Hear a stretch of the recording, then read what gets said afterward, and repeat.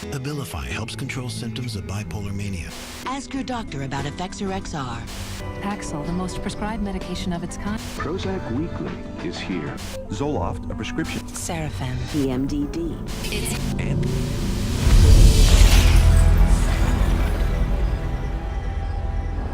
Os psiquiatras e companhias farmacêuticas não fazem só propaganda enganosa das drogas psiquiátricas aos seus colegas que as prescrevem. Eles também publicitam diretamente ao consumidor final, você, contando que você entre nos seus gabinetes e exija uma prescrição.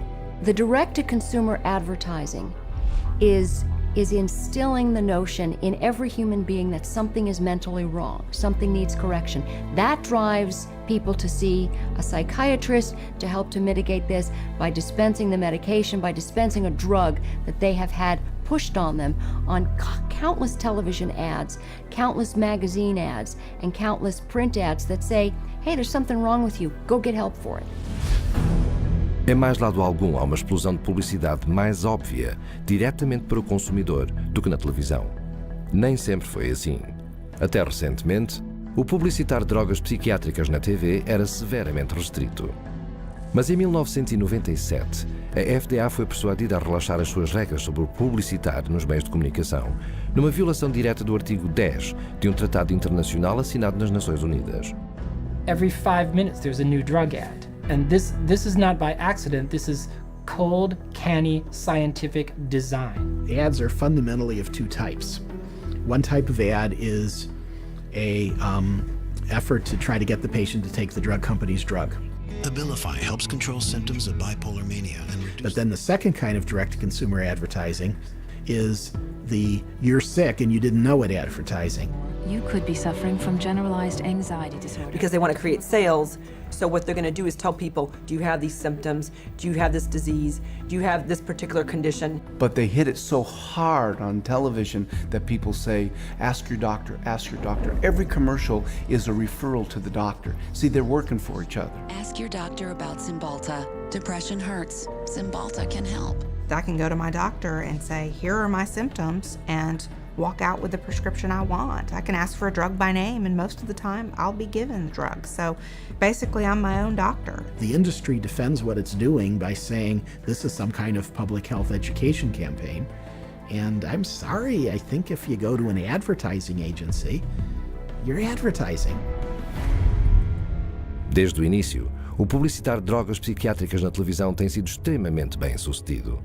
Só nos primeiros 3 anos, as vendas das drogas psiquiátricas aumentaram em 250%.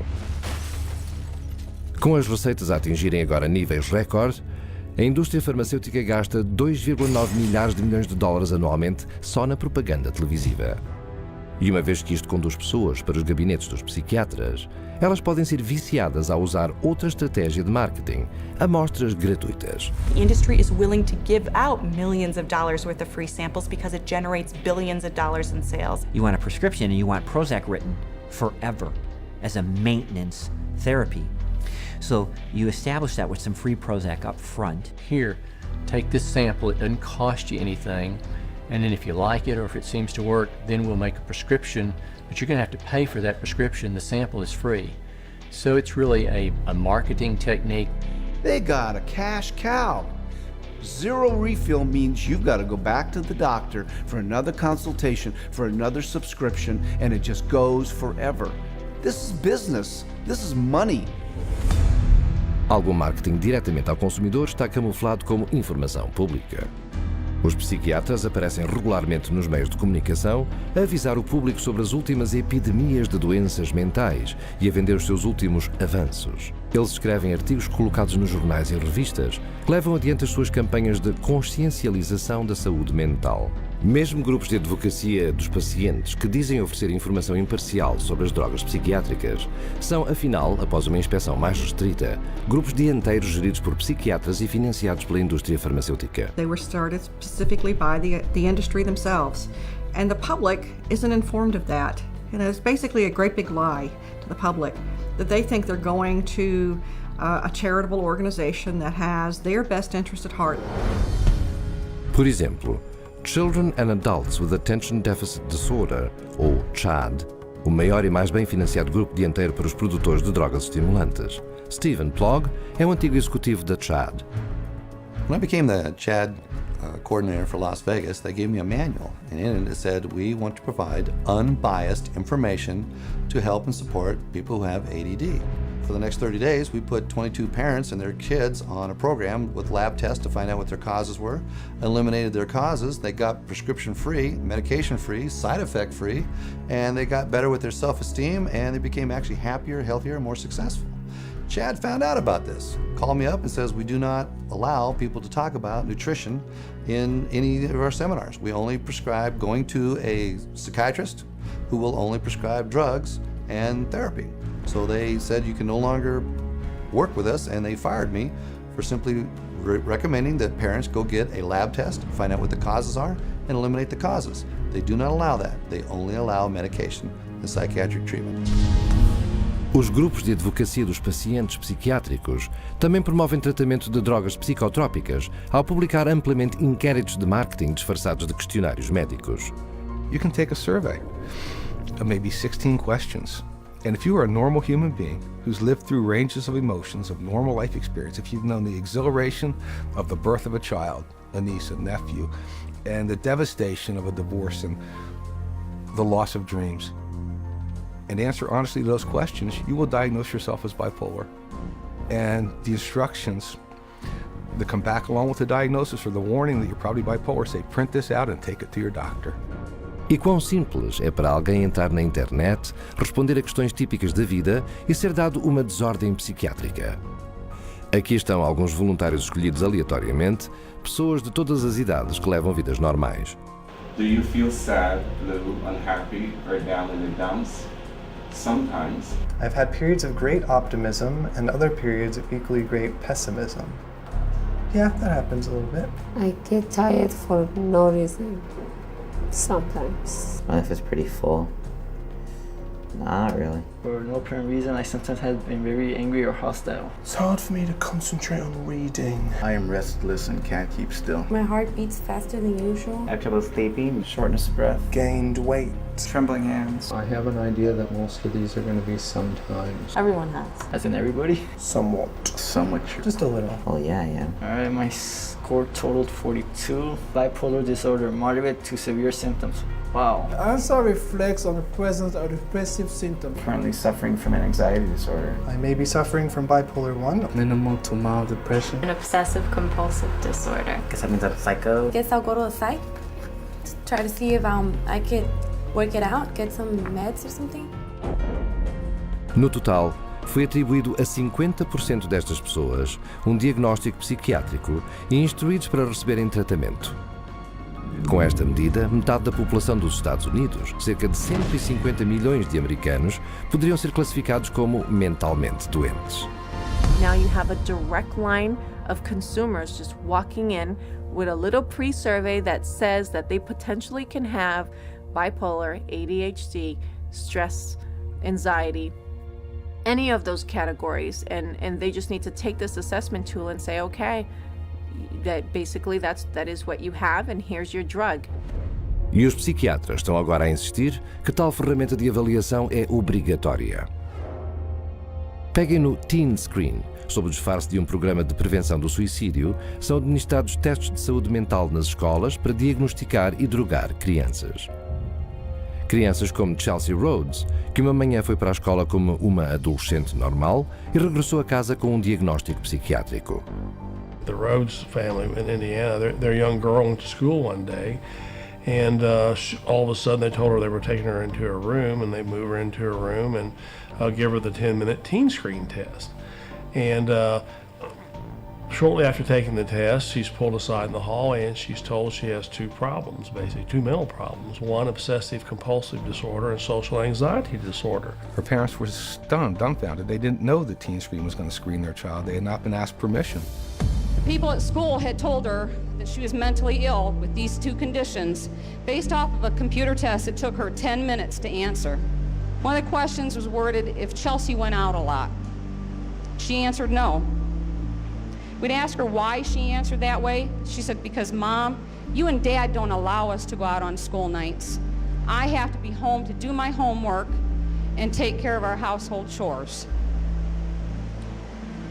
The other question was, do you ever feel nervous or anxious when you're in front of a group of your friends or peers? Chelsea answered yes. She explained to us that because when she has to stand up in front of a group of people and give a book report in one of her classes, she's very nervous. You know, I'm 43 years old and I'm nervous in front of every one of you today, but that doesn't make me mentally ill. I absolutely believe that the survey for Teen Screen was intentionally structured to flag as many children as possible as having a possible mental health problem. E quem criou o Teen Screen e escreveu o seu inquérito? O Dr. David Schaffer, um psiquiatra com extensos laços à indústria farmacêutica. O questionário de Schaffer é tudo exceto científico. No estudo que ele mesmo conduziu, Schaffer admitiu que 84% de todos os estudantes tinham sido falsamente etiquetados como suicidas. Mas o que não foi admitido é o quão traumáticas as consequências podem ser. Alaya Gleason tinha apenas 11 anos quando preencheu um questionário na sua escola secundária no Texas.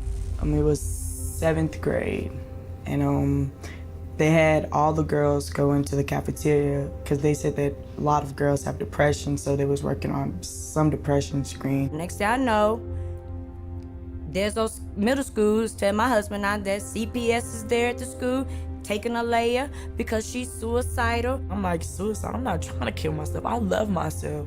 I've always loved myself. So I don't know if she was eating at the school or they'd already taken her away. When they took Alaya, my girls and I, we didn't sleep for about a good 3 days. For the first 3 days, because my house was empty without her. And they was making me sign papers talking about if you don't take these medicines, you can't see your parents. So they was telling me, you know, if you take your medicine, you can see your parents. My daughter was on 22 different types of medication that this one psychiatrist gave her. They drugged me up so bad that they said they had to drag me. And I used to wonder how I got to my room. When I saw for myself what they were giving her and how much and how often, I just thought, they're gonna kill this child. And the parents were helpless. Then after a while, that's when I was just like, I'm not about to take no more medicine until I call my parents. And then that's when they was like, okay, well, we're gonna give it to you anyways. They restrained me and shot me up. I was in 4 points. They laid me out on my stomach and my feet like this and tied me up. One day, they must have put her in about 12 restraints in one day. They said I was restrained about 70 or 80 times. After a couple of months, they was like, you know, your parents don't want to see you.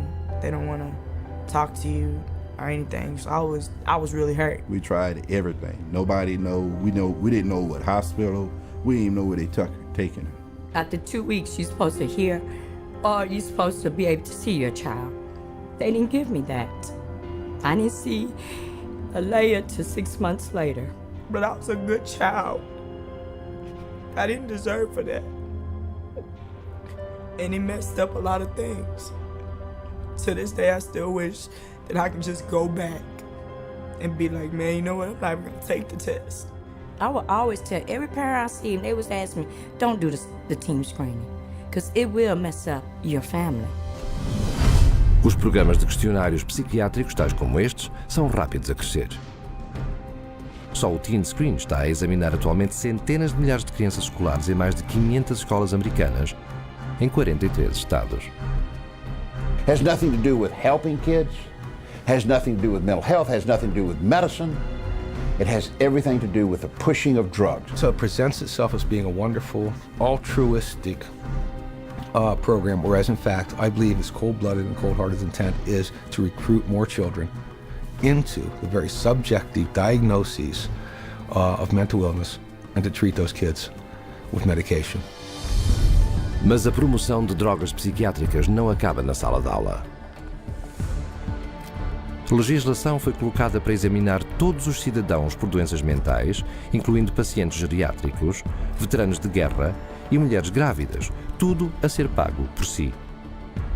Psychiatrists benefit from both ends, from the pharmaceutical end for being paid to write the prescription, and then from the patient for being there to receive the prescription. It's an industry that cannot allow the human condition to go unmedicated, and I think this is where the problem begins. If everybody considers themselves to be sick in some way or more than one way, and that the only control, the only hope for their happiness is to be on pills for the rest of their lives, that's the goal. The pharmaceuticals and the psychiatric community are in a cleanup, and that's what it's all about. It has nothing to do with helping our kids or, their mental health. It's all about money. Atualmente, as companhias farmacêuticas gastam mais de 5,3 milhares de milhões de dólares em publicitar drogas psiquiátricas, quase 9 vezes mais do que a década passada. O resultado? As vendas de drogas psicotrópicas aumentaram para 80 milhares de milhões de dólares. E tudo enquanto os psiquiatras ignoram deliberadamente a vasta tragédia humana que estão a criar.